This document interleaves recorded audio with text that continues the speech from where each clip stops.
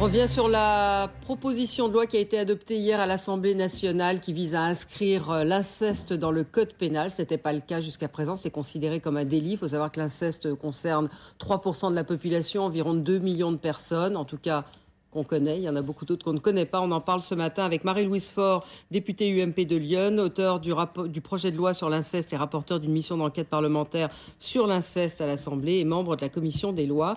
Isabelle Aubry, présidente de l'Association internationale des victimes de l'inceste. Vous avez été victime d'inceste et vous le racontez dans ce livre. La première fois, j'avais 6 ans, paru chez O Éditions en septembre dernier. Et Dr Paul Bensoussan, psychiatre, expert national, spécialiste de la délinquance sexuelle. Vous avez publié le nouveau code de la sexualité chez Odile Jacob et La dictature de l'émotion chez Belfond, et il est téléchargeable sur votre site qui va s'afficher. Voilà. Alors, vous nous expliquiez avant le rappel des titres en quoi cette proposition de loi allait faire avancer les choses. Vous vouliez ajouter encore... je voulais aussi dire qu'en son article 2 du titre 1, cette loi aussi va clarifier et séparer de façon tout à fait précise les deux catégories qui sont souvent confondues d'ascendants et de personnes ayant autorité. J'ai entendu des choses hier pendant le débat qui m'ont hérissé. Je sais bien qu'il n'y a pas... On peut pas quantifier le viol par le moniteur, je dis n'importe quoi, le moniteur de colonie de vacances par rapport à un viol par un père, mais je maintiens quand même que la spécificité de l'inceste intrafamilial, on le sait bien, quand les affaires sont connues, souvent ça fait exploser la famille, alors que souvent, quand c'est une personne ayant autorité à l'extérieur de la famille, on a quand même souvent la famille qui se resserre pour reprendre en son sein, et la famille doit être le sein où il fait bon vivre, où on aime, où on sécurise, alors que l'extérieur... La loi, pour résumer, ce projet de loi, cette loi, en inscrivant l'inceste dans le code pénal, elle va permettre quoi? Surtout pour les victimes. Elle va permettre pour les victimes et puis même pour les juges, parce que, si vous voulez, je crois que quand on n'avance pas, souvent on recule. Je crois qu'il s'est passé des choses dans le monde. D'abord, c'est justement ce qui se passe dans le quotidien qui fait qu'on avance quand même dans la recherche et dans la reconnaissance. Moi, ce que j'ai souhaité, c'est qu'on reconnaisse, et j'ai souhaité aussi qu'on ne puisse plus confondre à un moment ou à un autre dans la gravité les viols ou les agressions sexuelles par ascendant et par personne ayant autorité. D'accord. Voilà. Et c'est en ça que l'inceste est Alors, intéressant. je rejoins Madame Faure sur ce point. On ne peut pas confondre les conséquences psychotraumatiques d'un viol par un adulte extrafamilial et par un adulte intrafamilial. Sur ce point, je suis tout à fait d'accord. Mais Madame Faure, rassurez-moi, le viol par ascendant et l'agression sexuelle par ascendant était bien réprimé jusqu'ici, où j'ai vécu une autre histoire? Non, mais en quoi non, mais attendez, je vous pose la question. Acceptez d'y répondre. J'y réponds tout à fait volontiers. Je n'ai pas dit que ça n'était pas réprimé. Bon. J'ai dit qu'on n'identifiait pas de... et vous voyez, vous avez une certaine réticence par rapport à un tabou. Mais Pourquoi non, je m'en explique. je m'en explique. C'est ça que je ne comprends pas. Alors, je m'en explique. Comme je l'ai dit, on est exactement dans la superposition du droit et de la morale. La définition de l'inceste est extrêmement floue. Je vais vous donner deux exemples immédiatement. Fallait-il ainsi inscrire l'inceste du deuxième type, qui fait d'énormes dégâts? C'est quoi? Alors, l'inceste du deuxième type, c'est quelque chose d'extrêmement particulier. C'est quand deux consanguins se partagent la même partenaire sexuelle. Par exemple, un père et un fils qui auraient la même maîtresse, la même amante, si vous l'appelons-la comme on veut. Ça s'appelle inceste du deuxième type parce que métaphoriquement, symboliquement, si vous voulez, eh bien, les semences du père et du fils se mélangent. Vous voulez du symbolique, je vous en donne, et ça fait d'énormes dégâts. Fallait-il l'inscrire? Fallait-il l'inscrire? Mais il y a quand même une réalité des témoignages des victimes qui sont, disons-le, d'un père sur un enfant. Je vous montre à quel point la notion, les dégâts faits par les relations sexuelles intrafamiliales que personne ne songe à contester sont, si vous voulez, sont accompagnés d'un flou de la définition juridique. L'inceste, le climat incestuel, c'est quoi le climat incestuel? C'est une proximité excessive, c'est un non-respect des barrières élémentaires, de la pudeur, des frontières, qui font d'importants dégâts, mais il n'y a pas de passage à l'acte, c'est pas pénalement répréhensible. Pourtant, ça fait d'énormes dégâts. Donc voilà pourquoi je pense qu'il faut bien distinguer la rigueur juridique dans les définitions, et puis la reconnaissance, bien sûr, du traumatisme chez les victimes de tel ou tel comportement. Mais encore une fois, je ne crois pas que Madame Faure, jusqu'à présent, mais sans doute va-t-elle le faire dans un instant, nous ait expliqué les avancées par rapport au projet du député Estrosi. Non, par rapport quelle est la différence? Attendez, le projet Estrosi... Qu'est-ce qui a fait que le projet Estrosi n'est pas passé, que le vôtre est passé?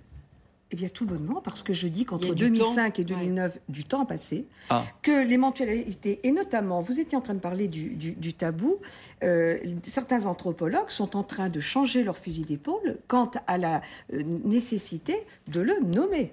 Je pense franchement, Christian Estrosi d'ailleurs était à la séance hier soir, il a non seulement soutenu mon projet de loi, mais il s'est réjoui, et je crois que si vous lisez la presse du midi ce matin, du midi de la France ce matin, eh bien vous verrez qu'il se réjouit de ce que son texte et une partie de ce qu'il avait effectivement avancé. Il y a un peu plus dans mon texte par rapport au suivi et à l'accompagnement des victimes, mais et puis aussi à la prévention, à l'éducation, que dans le texte qu'il avait proposé, qui était à la demande de la chancellerie.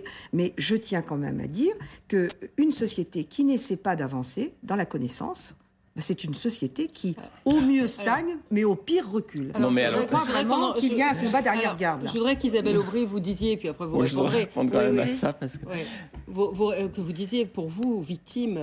écoutez, moi, je ne comprends pas les arguments de M. Bensoussan. Inceste du deuxième type, le frère... on parle de mineurs, déjà, je pense. Je ne sais pas, c'est vous qui parlez, là. Vous n'avez pas précisé. Mais on va pas parler. En fait, ça me rappelle un petit peu ce que j'ai entendu dans l'hémicycle hier soir, chez les abstentionnistes qui ont pinaillé sur la définition de l'inceste. À un moment donné, il faut bien définir. On pourra améliorer plus tard, peut-être. Mais à un moment donné, il faut commencer. Voilà. Et c'est ça que l'on souhaite, nous. On souhaite que... On ne peut pas se battre contre un tabou si on ne le nomme pas, premièrement.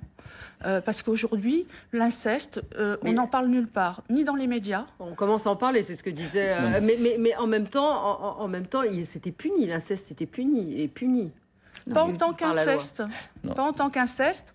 Alors, il y avait cette histoire de contrainte, et nous, on aurait souhaité aller plus loin, c'est-à-dire faire comme les Canadiens, créer un crime inceste avec défini tante, oncle, grand-père, grand-mère, etc. Toutes les personnes concernées.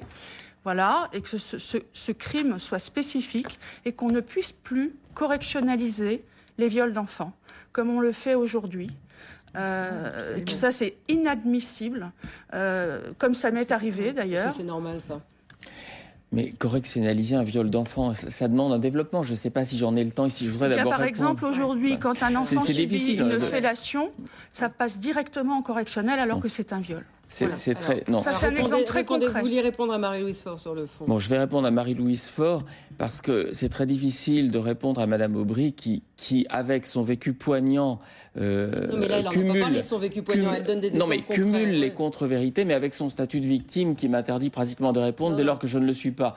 Donc, ce qu'elle dit est une aberration juridique, mais je crois qu'on n'est pas sur un plateau... C'est une aberration de dire que les viols d'enfants sont correctionnalisés dans certains cas aujourd'hui? C'est pas une aberration, c'est totalement faux. Il arrive qu'on décide de correctionnaliser une affaire. La garde des Sceaux a dit qu'il fallait conserver cette souplesse dans notre justice française. Non, mais il arrive qu'on décide de correctionnaliser une affaire. Donc mais ça existe. Sinon, elle l'aurait pas... Madame Aubry, vous avez remarqué que quand vous parlez, je ne vous interromps pas. L'inverse n'est pas vrai. C'est très difficile de s'exprimer. Donc, il arrive qu'on correctionnalise une affaire pour des raisons extrêmement techniques. Mais il faut surtout pas que ceux qui nous écoutent s'imaginent que c'est quelque chose de permissif. Je vais vous donner un exemple. Écoutez, vous voulez du concret, je vais vous en donner. Voilà. Une petite fille signale, dévoile des attouchements. Et elle dit que, de surcroît, l'agresseur, l'abuseur, a introduit un doigt. Bon. C'est extrêmement difficile dans la connaissance du corps d'une petite fille de 5 ans de savoir si un doigt est rentré ou pas. L'abuseur va dire « Oui, je reconnais que je l'ai caressé, je nie avoir rentré un doigt ». Dans un cas, c'est un viol, dans l'autre cas, c'est un attouchement. Vous savez, si le doigt... Je vais être extrêmement technique, mais c'est pour que vous compreniez, c'est la réalité de ces affaires. Si le doigt s'est insinué entre les lèvres du sexe de l'enfant, est-ce que c'est pénétration ou pas pénétration ? il arrive qu'un magistrat dise « Bon, l'enfant ne dévoile que ces faits-là, l'abuseur les reconnaît, je qualifie ça d'attouchement, ça va au tribunal correctionnel. » Ça relève un petit peu la liberté d'appréciation du juge. Qu'on ne nous fasse pas croire que les viols d'enfants sont correctionnalisés, c'est faux. Un viol, c'est jugé en cour d'assises et c'est un crime, c'était sévèrement réprimé.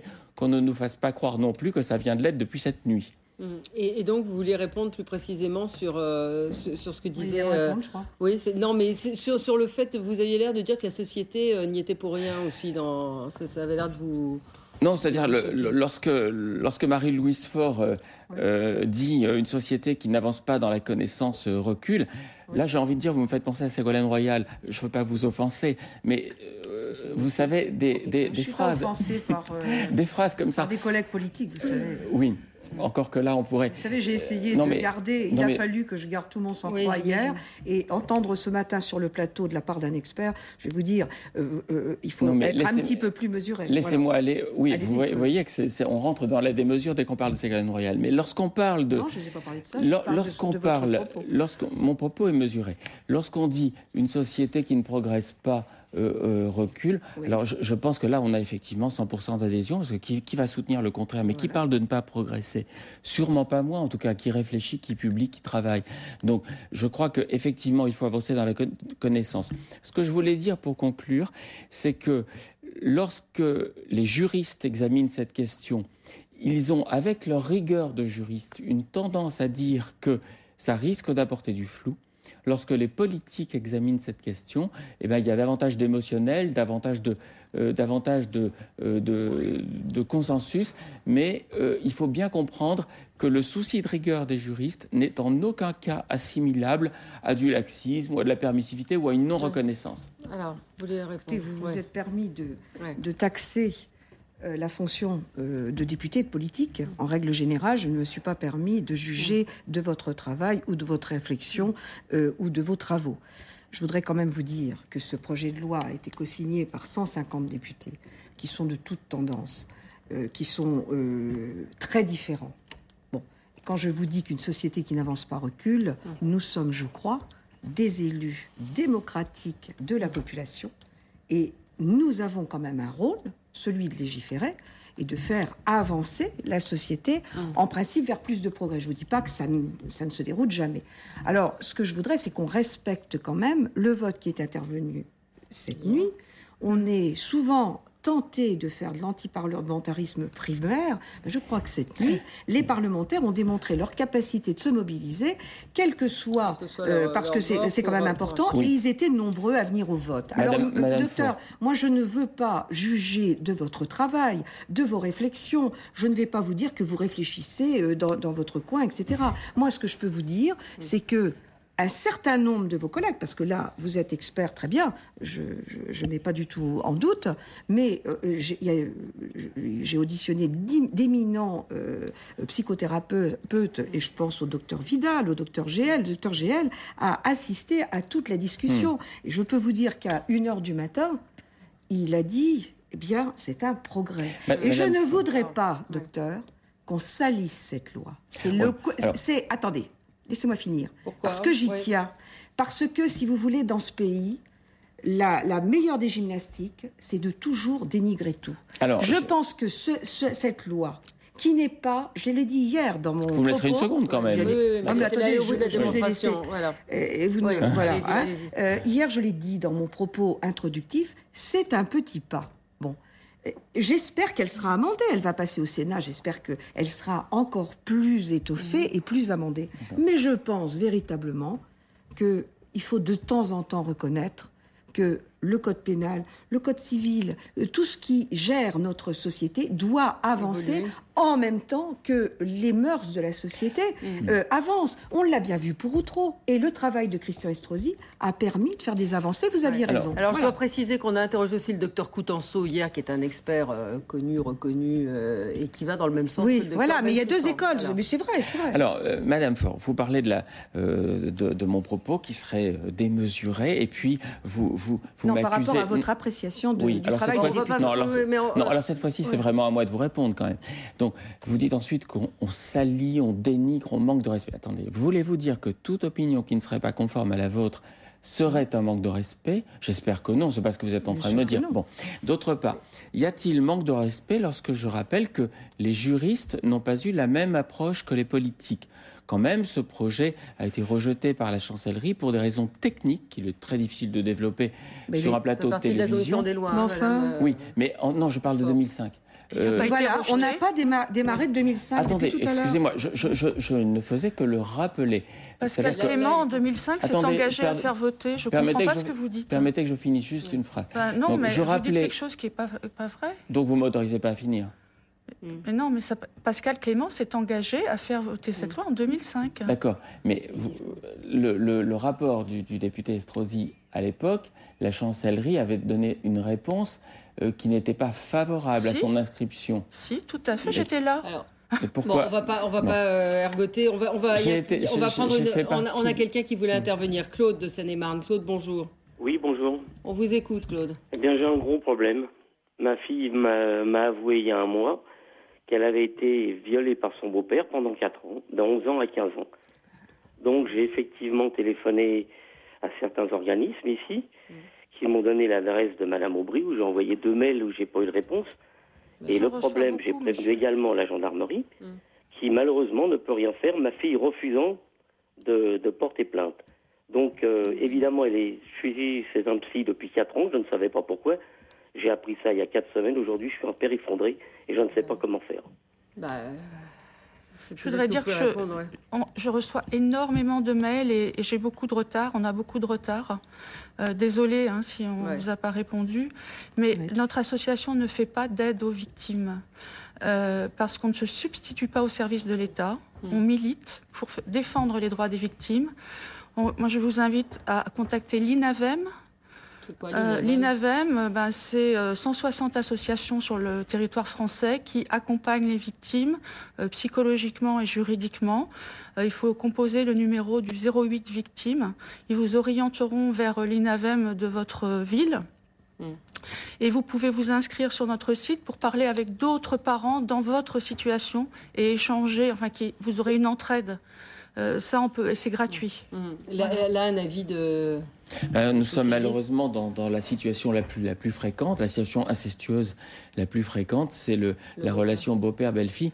Je voudrais juste rajouter un petit élément psychologique pour comprendre un petit peu pourquoi c'est la plus fréquente. Précisément parce qu'entre un beau-père et une belle-fille, il n'y a pas eu la barrière protectrice de l'attachement. C'est-à-dire du lien extrêmement précoce qui s'élabore entre un père digne de ce nom, bien sûr, pas un père incestueux, et une fille. Et on estime aujourd'hui que cette barrière de l'attachement est à elle seule une prévention. Beau-père, belle-fille... Elle ne protège pas toujours. Non, mais bien sûr. D'accord, mais aujourd'hui, c'est vrai que c'est beaucoup de cas comme ça. Mais en tout cas, beau-père, belle-fille, elle n'a jamais eu le temps de s'instaurer. Mais on a eu beaucoup d'appels de gens qui disent qu'ils ont été abusés dans leur enfance, qui n'ont jamais osé le dire et là, il faut qu'il pousse sa fille, peut-être, non Vous dites quoi, vous, psychiatre, si elle ne veut pas porter plainte? C'est un énorme problème parce que le dévoilement est à soi seul, bien sûr, libérateur, mais aussi expose à l'aléa juridique. Il faut bien reconnaître, ce n'est pas parce qu'on est victime ça veut dire quoi, l'aléa juridique? Mais ça veut dire qu'il va falloir, a fortiori, lorsque le dévoilement survient des décennies après les faits. Je vous rappelle qu'aujourd'hui, une femme de 38 ans peut porter plainte pour des faits commis quand elle en avait 4. Donc, il va falloir se préoccuper de ce qu'on appelle l'administration de la preuve. Et une authentique... Justement, alors là, je fais une parenthèse, est-ce que la loi, justement, si l'inceste est inscrit dans la loi, c'est pas plus simple? Non, parce qu'il suffira pas de dire j'ai été victime d'inceste pour que le type soit embastillé. Il faudra quand même, les magistrats, ils sont tatillons, qu'est-ce que vous voulez? Il leur faut parfois des éléments de preuve pour condamner quelqu'un. C'est un peu leur défaut. Mais en tout cas... Permettre de dire quelque chose. Quand on est victime, on rentre dès le début des actes dans ce qu'on appelle le déni. C'est un clivage psychologique qui permet de survivre aux faits et qui peut aller jusqu'à l'oubli total des faits. Ça a été prouvé scientifiquement. Parfois, on sort de ce déni 10, 15 ans, 20 ans après. Et à ce moment-là, les souvenirs reviennent. Et il est parfois plus facile, à ce moment-là, de pouvoir expliquer ce qui s'est passé, de retrouver éventuellement d'autres victimes pour porter plainte et faire condamner l'agresseur. J'adhère tout à fait à ce qui vient d'être dit, avec cette difficulté particulière que plus on s'éloigne des faits, plus ça va être difficile pour le magistrat à instruire. Et il y a donc cet aléa dont je parlais, c'est-à-dire qu'il se peut qu'au terme de ce parcours, le dévoilement se solde par un acquittement qui va évidemment être extrêmement traumatique. Donc il faut le message à faire passer aux victimes qui dévoilent très tardivement, c'est de bien les informer de la difficulté juridique quand il n'y a pas de preuves ou qu'elles sont très éloignées, et puis de comprendre que la réparation psychologique ne passe pas que par la réparation judiciaire. Oui, alors justement, la loi, moi ça m'ennuie aussi un peu qu'on la réduise uniquement à l'inscription au code pénal. Il y a effectivement une valeur d'identification et peut-être aussi de symbole, mais après tout, on a besoin de ça. Il y a quand même un volet de prévention. Et puis, il y a un volet d'accompagnement des victimes, et il y a quelque chose de très important, c'est que le ministère de la Santé le gouvernement doit nous rendre un rapport pour la fin de l'année, c'est une proposition de loi d'initiative parlementaire, d'ici la fin de l'année, pour justement mettre en place un certain nombre de dispositions pour l'accompagnement des victimes, ce qui n'existe pas encore de façon vraiment précise. Il y a quelques associations qui font des choses, il y a quelques services, notamment je suis allée passer quelques jours là à Paris, dans les services qui les suivent plus particulièrement, mais je crois qu'il faut faire bouger les choses, et c'est en ça que je vous disais que moi je souhaiterais que la loi, elle puisse aller à son terme et qu'elle puisse faire vraiment bouger les choses, parce que le cas qu'on a entendu là, c'est beaucoup de détresse, c'est peut-être avéré, c'est peut-être pas avéré, c'est pas tellement le problème. Le problème, il faut que tout de suite... Il faut s'arrêter. Voilà. Bon, merci à tous les trois, tout de suite le journal.